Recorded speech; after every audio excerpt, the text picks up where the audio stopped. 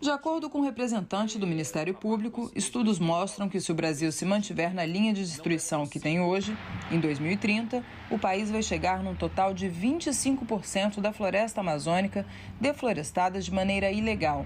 O procurador ressalta que, se isso acontecer, a floresta vai começar um processo de autodestruição e pode se tornar uma savana, deixando de ser uma floresta tropical. Eu fui um dos 11 procuradores da República que, participando da Força Tarefa Amazônia Legal,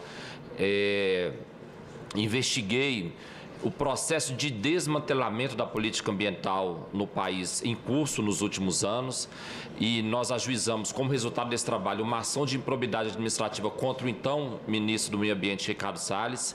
E foi um trabalho difícil para o Ministério Público Federal realizar, porque os atos são sempre sutis, né? Você tem ali um desmanche, você não tem uma afronta direta à legislação, mas quando você analisa a sequência, há toda uma lógica ali em que a devastação é o resultado, e a gente não pode falar sequer em surpresa com o número do desmatamento ilegal que a gente tem hoje, que é o maior dos últimos 15 anos. Não há surpresa, né? Ele é uma consequência lógica daquilo que foi conduzido aí nos últimos 3 anos, de omissão e desmantelamento daquilo que funcionava de maneira razoável no nosso país. Azeredo também falou sobre o projeto Amazônia Protege, que aborda as áreas de interesse federal ainda não arrecadadas pela União. De acordo com especialistas, são 50 milhões de hectares de terras públicas que estão na Amazônia sem qualquer destinação pelo governo federal. Daniel reforçou que é necessário criar com urgência unidades de conservação sobre essas áreas para que elas deixem de ser alvo de especulações e invasões de grileiros. E aqui nesse mosaico a gente vê como que há uma predominância de áreas federais na Amazônia que justifica uma atuação forte do Ministério Público Federal. A gente tem alguns projetos que reduziram o desmatamento em mais de 60% nos últimos anos, como o Carne Legal, mas ainda é insuficiente, considerando o nível de destruição que nós temos. E quando a gente fala que o desmatamento está em torno de 15 mil quilômetros quadrados por ano, uma pergunta que nasce é: quantos pontos de desmatamento nós temos na Amazônia por ano? Aí eu coloquei 23 mil novos focos, e esse número varia de 23 mil até 40 mil no ano passado, que foi o número que a gente teve aí de incremento. Ou seja, são 23 mil, 40 mil pontos de 40 mil crimes ocorrendo em pontos diversos da Amazônia.